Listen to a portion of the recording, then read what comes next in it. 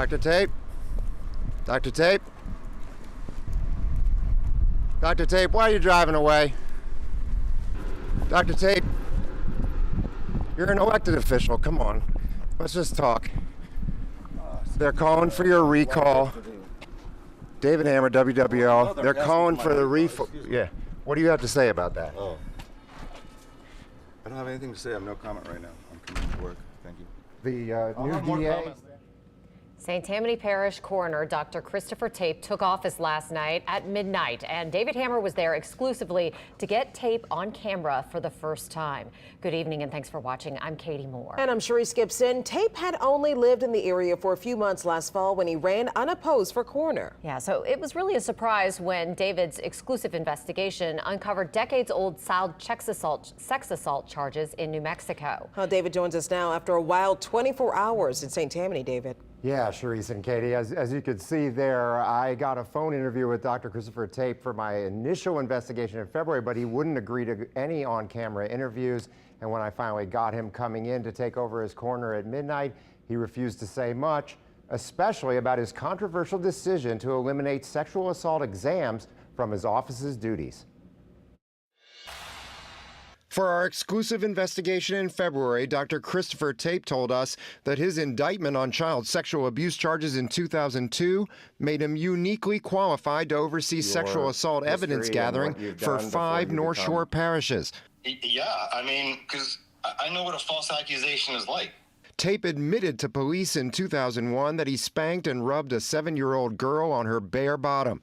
Now 30, that alleged victim warned the people of St. Tammany they shouldn't trust Tape to oversee sexual assault exams. I would like them to know that he is not the right person for this job. If you care about these children that have to go through these very hard experiences. Those concerns reemerged last week when Tape suddenly announced he was ending the coroner's office's sexual assault nurse examiner program, or SANE. Any hospital can do this, any accredited hospital. They can collect evidence the way it was done before. Under Dr. Chuck Preston, the coroner's office used grants and its dedicated tax millage to pay 2 full-time and 5 part-time SANE nurses. 4 other North Shore parishes also paid St. Tammany to handle the service for them. Tangipahoa can take up the same program. If they think it's a moneymaker, they can take it. Livingston can take it. Any of the hospitals can take it. If it's a moneymaker, take it. I'm a businessman. It's not a moneymaker. Take it if you want it. Tape said his move to send SANE to the hospitals shouldn't have been a surprise. They're saying, oh, I didn't know, they could have. They've been knowing that we're looking into the same program. We've been working with the SANE nurses. But SANE nurse Janess Barrett said Tape didn't seem to understand how ill-prepared the 13 area hospitals are to take on specialized sexual assault exams. They don't have swab dryers or forensic camera systems or any of the things that we, alternate light sources.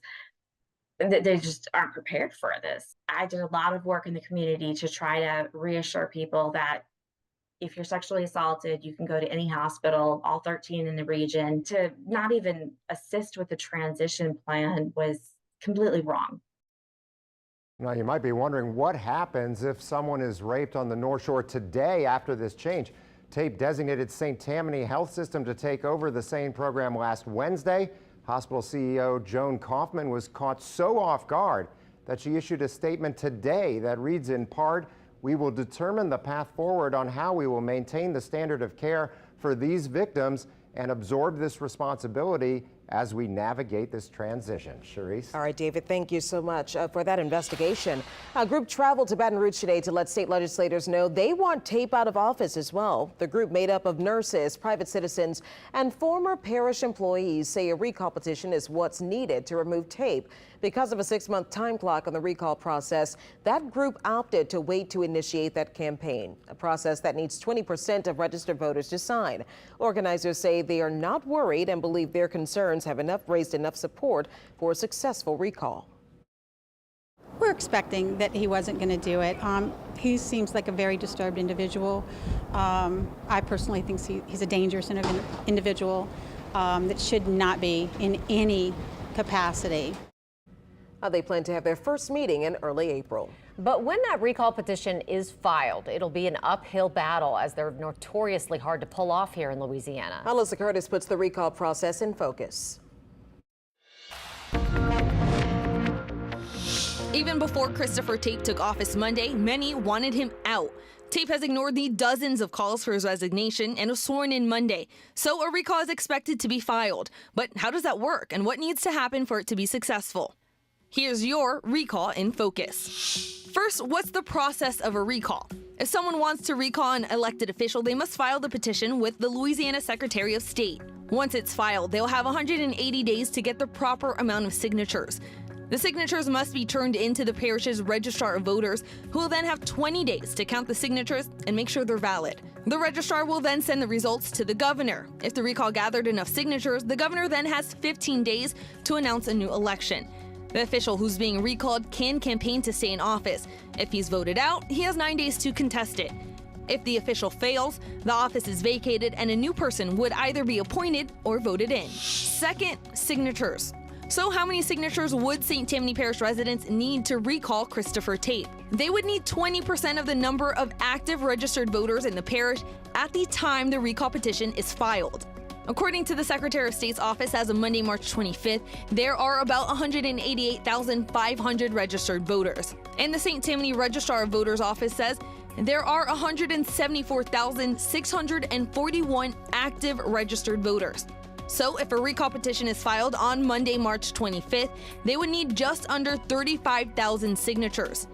It's important to note the number of active registered voters can change at any moment, but the number would be based on the day the recall is filed. 3. Who would support a recall? As of Monday, March 25th, many elected officials who represent the St. Tammany area have said they would support a recall against Tape.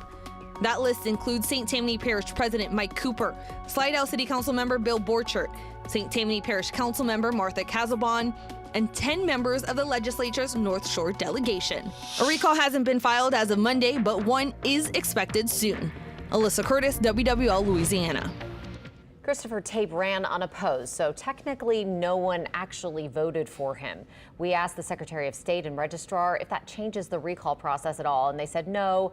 Tape is still an elected official, so the process is still the same. And we'll continue to closely follow this story, so join us at 10 for more. You can always find the latest on our app, online, and our social media pages.